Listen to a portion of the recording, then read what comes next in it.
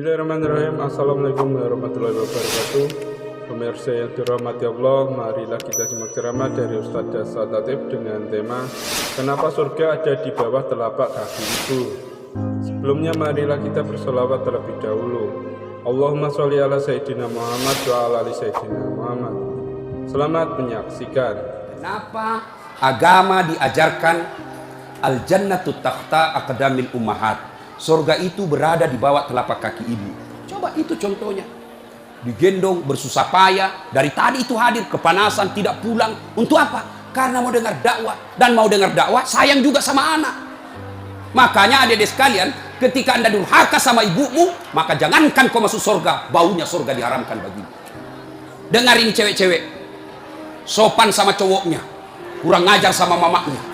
Kalau mamaknya yang kasih tahu, apa sih mama tahu, itu kan dulu. Sekalinya cowoknya dia, iya deh bang, terserah abang aja deh, saya ikut, mana yang baik. Dongo. Tahu dongo? Beleng-beleng. Tahu beleng-beleng? Itulah makanya. Adik-adik sekalian, kalian mau sukses, muliakan orang tuamu. Tidak perlulah kau kursus kiri kanan. Muliakan orang tuamu, Allah yang angkat derajatmu. Itu janji Allah. Biar kau sekolah tinggi-tinggi, tapi kau tidak hargai bapakmu, kau hina orang tuamu, bisa jadi kau dapat kerja, tapi kerjaan yang kau dapat makin jauhkan kau dari agama. Bisa jadi perusahaanmu lancar, tapi perusahaanmu justru menyeret kau masuk gampang neraka. Ada orang tidak cerdas, tidak terlalu berkualitas dirinya, tapi dia muliakan orang tuanya, Allah angkat derajatnya. Maka adik-adik, muliakan orang tua, enak hidupnya. Itu tadi model anak sekolah. Kalau kita model yang sudah punya istri, bagaimana modelnya Ustadz durhakanya? Takut sama istrinya. Dapat rezeki, suaminya bilang, bu, sudah lama kasihan ini nomor antrinya bapak, mau haji tidak dapat-dapat, ini ada kasihan duit, bagaimana kalau kita kasih umroh dulu ibu, bapak kita kasih umroh dulu di kampung. Apa langsung dia bilang istrinya, apa? Bapakmu terus. Apa? Mamamu terus. Langsung dia bilang suaminya, sudah bipalek, terserah kau. Ada begitu di sini? Ada. Beleng-beleng. Apa kamu takut sama istrimu? Nawamu semua dia kau ambil semua. Jangan takut sama istri, Pak. Bapak tidak bakal bahagia dalam hidupmu kalau kau lebih takut sama istrimu untuk membahagiakan orang tuamu. Nah, makanya hidupmu susah dalam rumah tangga. Kenapa? Istrimu kurang ngajar sama ibumu. Maka bilang sama istrimu, jangan coba-coba sakiti perasaan ibu saya. Kalau kau lukai perasaan ibu saya bawa kau ke pengadilan agama, saya ceraikan kau baik-baik. Lalu saya bilang sama mamanya, cek istriku di rumah, boleh kau marah-marah sama saya, boleh kau tutup pintu, yang penting tidak kau kunci. Boleh kau lempar kepalaku, yang penting tidak kena. Satu yang tidak boleh, jangan kau pernah hina orang tuaku. Begitu kau hina orang tuaku, wabillahi taufiq wal hidayah, keluar. Begitu deh. Ada di sini takut sama istri? Jangan, Pak. Itu yang membuat ibu juga kalau mau bahagia rumah tanggamu, muliakan mertuamu. Datang mertuamu dari kampung, dari Sulawesi Selatan, hormati. Jangan baru duduk mertua dia bilang, kapan kita pulang mak? Bawa dia, kasihan itu orang tua kalau dari kampung, naik dari Parepare, turun di pelabuhan barang, bawa ayam 3 ekor, lepas di terminal 1, nah kejar lagi tuh, bawa pisang, bawa beras, bawa semua dia bawa, kasihan. Padahal anaknya sudah ada kerjanya di papan, dia bawakan itu. Begitu cintanya orang tua kepada anak. Jadi wajar kalau ibu bapak kurang ajar, tidak akan mendapat berkah dalam hidup. Muliakan orang tua ya. Kalau ada yang tanya-tanya, kenapa hidupku susah selama ini? Tidak usah tanya jalan lain. Durhaka sama orang tua. Orang tuaku sudah meninggal Ustaz. Cara berbuat baiknya. 1, doakan. Allahumma gfirli wali walidayya warhamhuma kama rabbayani. Saya heran lihat-lihat kita. Kalau tangannya ulama kita cium bagus. Bagus. Tapi pernahkah bapak perlakukan tangannya ibu seperti itu? Pernahkah bapak perlakukan tangannya orang tua? Saya orang lain, belum tentu saya doakan bapak ikhlas. Doakan saya Ustaz, saya doakan tapi belum tentu saya ikhlas. Kenapa? Saya belum tahu bapak. Tapi kalau orang tuamu yang doakan kamu, pasti ikhlas. Saya tadi kesini ibu saya telepon. Mak, telo doa mau kak mak? Woi, wali doa aku nak. Saya tidak doakan diriku. Kau selalu kudoakan karena kau selalu jalan. Itu ibu. Kalau suami bu, jangan sampai ibu juga berdosa kepada orang tua gara-gara suami. Jangan sampai bapak-bapak berdosa hanya karena istri. Jangan sampai kalian yang masih kecil durhaka sama orang tuamu, maka hidupmu bakal susah. Muliakan orang tua. Doakan, Allahumma gfirli wali walidayya warhamhuma kama rabbayani shaghira. Sudah itu doa lagi, ya Allah ampuni dosanya orang tuaku kalau sudah meninggal. Terima amalnya, lipat gandakan kebaikannya, lapangkan alam kuburnya. Sudah itu saja. Ada rezeki, sedekah. Ada rezeki, sedekahkan. Saya mau terang kuburnya orang tuaku, perbaiki sound sistemnya masjid. Terang itu kuburnya. Saya mau terang kuburnya orang tuaku, kirim pembeli lampu, kasih tahu panitia masjid. Mulai bulan depan saya yang bayar itu masjid lampunya. Jangan ambil uang celengan. Terang itu kuburnya orang tua. Dan demi Allah, tidak ada orang bangkrut gara-gara rajin sedekah. Ada yang bangkrut gara-gara sedekah? Mana buktinya? Makin sedekah makin kaya. Rahmat Mas'ud. Coba lihat, orang datang itu, bos, membayar ke bos. Bos, baju sekolah bos. Bos, istriku melahirkan. Bos, terbakar anuku. Bantu. Tapi mana ada yang bangkrut kalau rajin sedekah? Tidak ada, Pak. Kenapa Bapak Ibu miskin? Kalau selalu minta-minta. Berhenti minta-minta, Allah kasih kau kaya. Sedekah. Saya tidak bisa sedekah dengan duit. Sedekah kau dengan tenagamu. Saya tidak bisa sedekah banyak-banyak. Sedekah dengan apa? Lihat itu masjid. Oh, sudah kotor anunya. Apa namanya itu? Kudunya. Putih bukan, coklat bukan, hitam bukan. Dekat diam. Sudah, bawa masjid satu kudu. Itu sedekah. Oh, masjid antara masjid dengan toilet jauh. Sedekah dengan sandal swallow. Nah, curi orang, tidak ada urusan. Itu sedekah. Kita lihat karpet, sudah jelek, sedekah dengan karpet. Insyaallah banyak pahala. Hari Jumat kita kirim air botol gelas ke sana. Air gelas ke sana, orang minum, itu sedekah. Saya cuma bisa nasi bungkus 10 saya sumbang hari Jumat, itu sedekah. Allah tidak lihat banyaknya, yang penting ikhlas banyak daripada sedikit tidak ikhlas. Sedekah. Serius. Sudah sedikit tidak ikhlas lagi. Mending banyak ikhlas. Iya toh? Nah, panasnya di. Nggak bisa konsentrasi sejenak. Lewat-lewat ketawa itu kak bos. Nah, ibu bapak. Salah satu sunnah yang dianjurkan Nabi sholat jamaah. Nabi kumpul-kumpul sama sahabat. Ya, enggak apa-apa. Enggak usah kasih, enggak apa-apa, Pak. Sedikit lagi, 5 menit lagi. Menunggu orang masjid takwa. Ya. Nabi, saudara-saudara sekalian, kalian yang tetangga dengan masjid wajib datang berjamaah. Bertanya sahabat, mana tetangga masjid ya Rasul? Kanan masjid 40 rumah. Depan masjid 40 rumah. Belakang masjid 40 rumah. Belakang masjid 40 rumah. Itu tetangga masjid. Bubar. Tiba-tiba datang tunanetra. Tahu tunanetra? Tidak melihat. Ya Rasulullah, bagaimana saya? Oh, kau lain karena kau tidak melihat. Pulang ini. Boleh kau sholat di rumahmu karena kau tidak melihat. Pulang. Belum jauh dipanggil kembali Nabi. Ya fulan, tan. Sini kau dulu. Kenapa? Kau dengar azan di masjid. Saya dengar ya Rasul. Kalau begitu kau wajib datang berjamaah di masjid. Zaman Nabi, tunanetra wajib berjamaah karena dia dengar azan di masjid. Kalau ini hadis diterapkan, Pak, penuh ini masjid jamaah. Kenapa? Kalau azan di menara sampai di ujung-ujung rumah dia dengar. Dan alhamdulillah masjid selalu ramai jamaahnya, Pak. Terutama kalau subuh. Penuh sampai di luar. Tidak ada di dalam. Yang di dalam orang tua sudah pensiun. Kentara itu kalau subuh orang tua, Pak. Bau minyak gosok baru kita masuk pintu. Minyak angin, minyak gosok, cap tawon. Tidak ada Bulgari. Orang tua semua di dalam masjid. Kenapa orang malas ke masjid? Satu, karena dia tidak lihat pahalanya. Coba kalau Pak Rahmat Mas'ud umumkan, siapa yang datang sholat berjamaah subuh dapat beras 50 kilo, pembeli pulsa 200.000. Jam 5 sholat subuh, jam 10 malam sudah pesan masjid sampai di luar. Kenapa? Karena dia lihat pahalanya. Yang kedua, kenapa orang malas ke masjid? Karena dia tidak tahu pahalanya. Dengar bapak-bapak ini, terutama kita yang sudah muka-muka sakaratil maut ini, yang sudah tua ya, rajin-rajin ke masjid, Pak. Berdoa mudah-mudahan bapak lagi sujud ajal menjemput. Apa keutamaan berjamaah di masjid? Satu, kalau hujan, basah baju, atau kena debu melengket di badan, ke masjid, bajunya yang basah, itu melindungi dia nanti di pada masa. Tahu mantel, Pak? Hujan, kalau hujan pakai payung. Apa tujuan itu payung? Supaya bapak tidak kena air. Supaya ibu tidak kena air kalau pakai baju mantel. Begitulah fungsinya baju yang basah. Ketika bapak ke masjid dan gerimis, basah baju itu bapak yang melindungi bapak agar tidak disentuh api neraka. Sudah. Coba jangan juga salah paham. Teman-teman sudah dengar begini, hujan keras dia buka payungnya. Pergi di jalan, belen-belen namanya itu. Ya. Apalagi keutamaan berjamaah di masjid? Kata Nabi, kalau kau wudhu dulu, Lalu kau datang ke masjid, langkah-langkah kakimu adalah jihad fisabilillah. Melangkah kaki kanan, 1 pahala dicatat. Melangkah kaki kiri, gugur dosa kecil. Jadi kalau 300 rumah masjid, dari rumah tak dari masjid, 300 meter, kali 2, 600 meter. Berapa langkah kaki itu Bapak dapat? Apalagi kalau Bapak jalan begini. Oh, berapa langkah kaki itu? Iya toh? Apalagi kalau Bapak keliling-keliling dulu ke kampung baru. Mau sampai di sini, selesai sholat dong. Apalagi keutamaan berjamaah di masjid. Seluruh materi yang kita lewati, pagar, tembok, dinding, aspal, tumbuhan, semua jadi saksi. Dia akan berkata, ya Allah, jangan kau masukkan dia neraka, masukkan dia surga. Saya saksinya. Tanggal 26 November dia datang berjamaah masjid. Saya yang lihat. Itulah sebabnya kalau kita sholat jamaah, kalau kita datang ke masjid, setiap kita sholat sunnah di masjid, 2 rakaat pindah lagi. 2 rakaat pindah lagi. Supaya apa? Tambah banyak saksinya di akhirat kelak.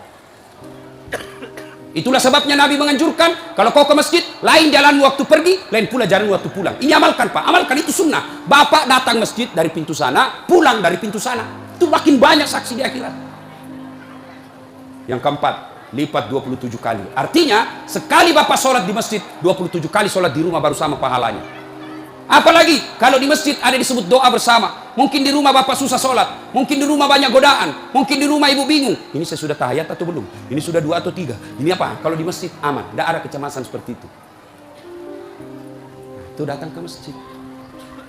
Yang berikutnya, yang membuat orang malas ke masjid. Tadi, yang ketiga, manajemen masjid tidak bagus. Mana manajemen masjid yang tidak bagus? Selalu disimpan saldo kas. Jangan simpan saldo Pak. Dengar ini panitia masjid. Bapak kalau simpan saldo kas di masjid, Bapak yang tanggung dosanya, tidak jalan amalnya orang.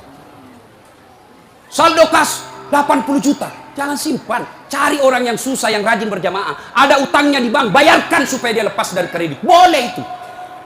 Baru dia suruh cicil ke masjid. Kalau dia di bank, berbunga, makin susah hidupnya. Boleh. Saldo kas 80 juta. Kita mau kencing, tidak ada air. Kerannya rusak-rusak, simpan, jangan. Berhenti jadi panitia kalau Bapak tidak bisa urus masjid.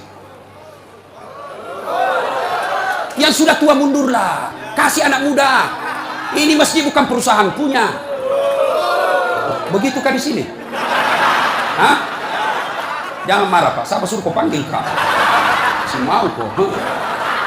Demi Allah Pak, Bapak tanggung kalau amalnya orang tidak jalan. Bapak coba kalau itu uang cuma 100.000, tapi diberikan keran, maka selama keran itu berputar, selama itu orang yang punya uang dapat pahala. Tapi kalau dia cuma di bank disimpan, tidak jalan amalnya. Belikan dispenser, belikan kopi, tidak apa-apa, boleh.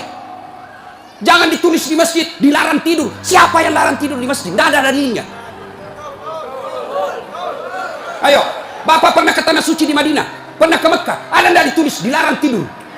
Tidak Pak, barangkali ada orang tidak bisa tidur di rumahnya, dia datang ke masjid supaya bisa tidur, itu memang boleh. Yang tidak boleh, ngiler. Maka kalau kau mau tidur di masjid, bawa kau bantal. Kalau tidak bisa, kau gelisah kau di rumahmu, bertengkar kau sama istrimu, istrimu ngomel terus, maka dia bilang, jangan kau pulang, merdeka. Bodoh itu istri sekarang kalau Nabi bilang sama suami, jangan kau pulang, oh gembirai. Langsung Nabi bilang pacarnya, sini kau sayang, di rumahku kau tidur, kulayani kau dengan baik. Sudah.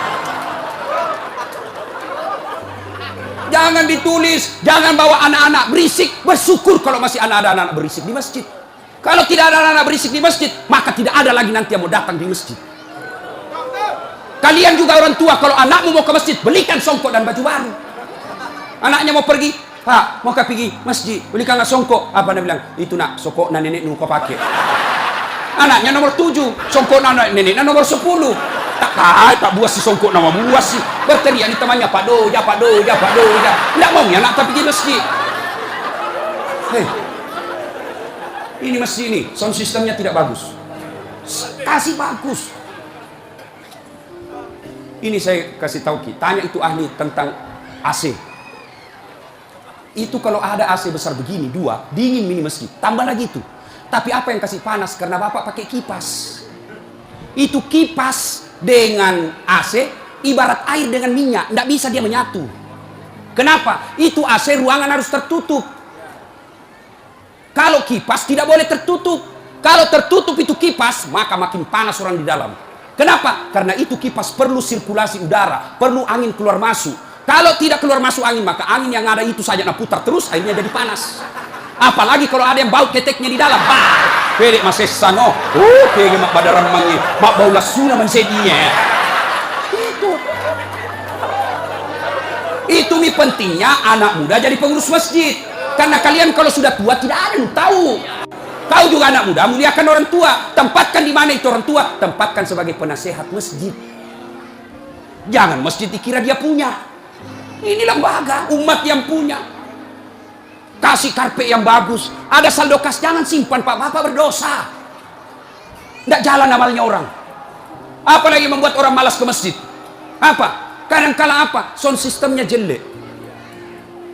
Begitu kita takbir, Allahu Akbar, langsung story.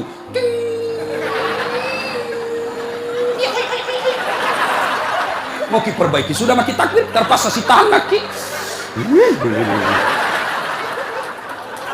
Apalagi membuat orang malas ke masjid. Apa?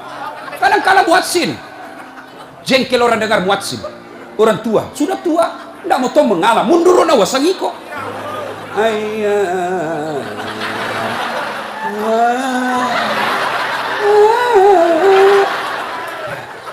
Nah benar, iya siro tomato, iya siro. Coba. Iya. Apa yang membuat orang malas ke masjid? Kadang-kala penceramah. Kita di rumah sudah bertengkar istri, di kantor mumet pikiran. Kita datanglah ke masjid dengar ceramah. Mudah-mudahan kita dapat pencerahan. Ini bukan pencerahan, kita kasih takut kita terus. Dibakar pantatmu. Ditusuk. Bilang boleh. Iya. Apalagi yang kasih malas orang ke masjid? Kadang-kala apa? Imam. Ada juga imam suka sekali baca panjang. Tidak tahu juga apa nak baca. Nagaret memi. Dolin. Al-Fatihah paling nak baca. Dolin. Malam petoni, tidak jelas. Makanya kata Nabi, kalau kau jadi imam, dengar ini Pak Imam. Satu, baca kau yang ringkas. Kenapa? Karena jamaah kita di belakang macam-macam. Ada yang sudah tua tidak bisa lama berdiri. Ada anak muda yang baru datang, tidak senang yang lama-lama. Pulang di masjid, enak sembahyang di masjid. Ampun Ustaz. Kenapa? Dia bilang itu masjid aliran sesat. Kenapa aliran sesat? Dia sembahyang subuh 3 rakaat. Bukan 3 rakaat, sujud tilawah nama itu dong. Makanya tuh imam sebelum kau takbir jelaskan dulu jamaahmu. Adik-adik, ini kita sujud tilawah. Sunnah malam Jumat membaca surah As-Sajdah. Pada rakaat kesekian kita harus sujud. Nah ini bukan 3 rakaat, tapi karena Allah perintah ayat itu dibaca sujud. Jelaskan.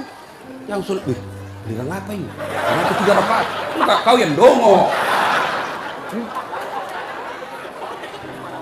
Tidak bisa orang lama-lama di belakang Pak. Mungkin ada orang terima yang ya karena dia tobat usia senja, tidak bisa lama kasih berdiri. Batena musissa,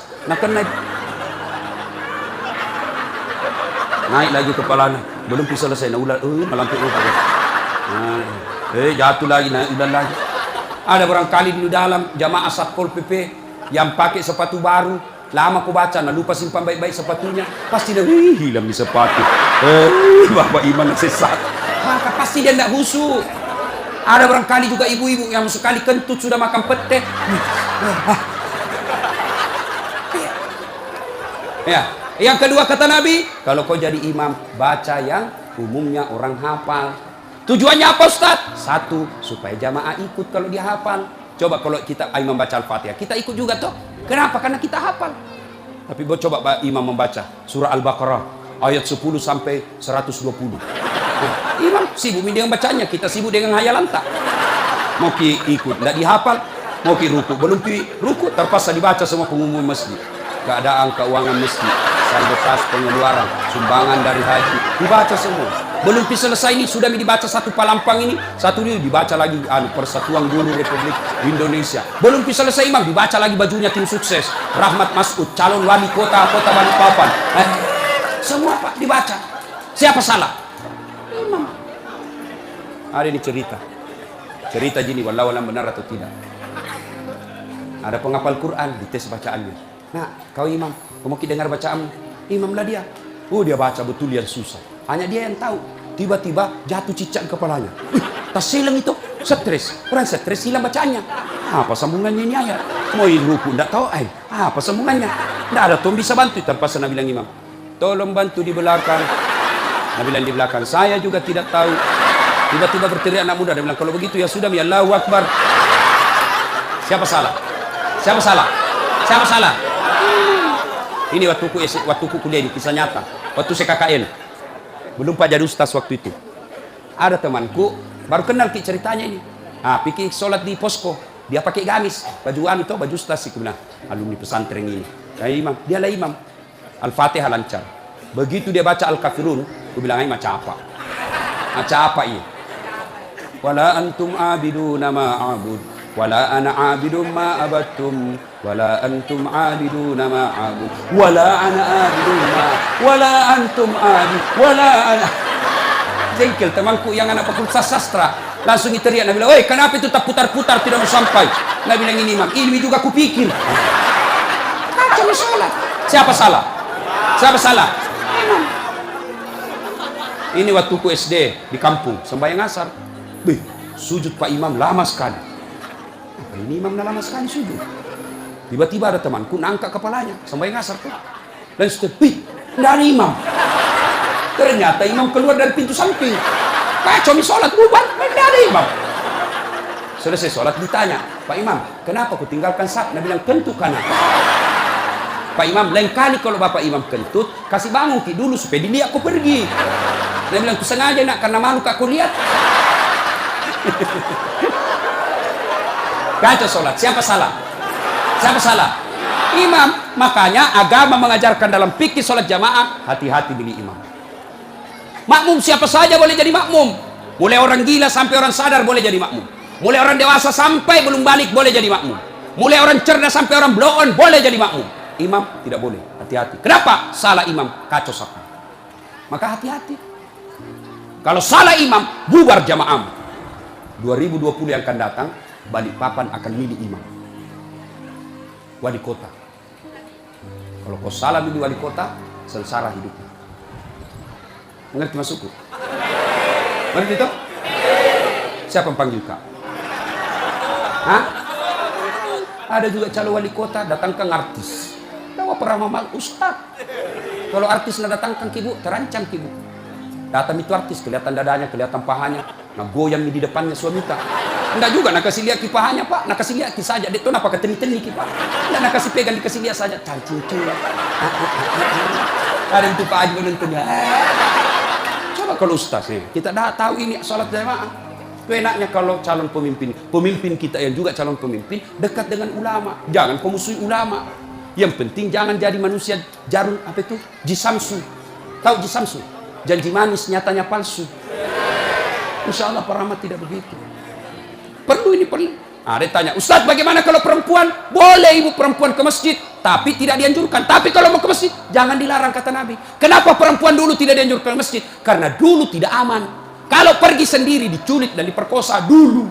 Sekarang di Banggar aman. Siapa mau culik? Apalagi kalau ibu sudah 60 tahun. Siapa mau culik bu? Bikin susah.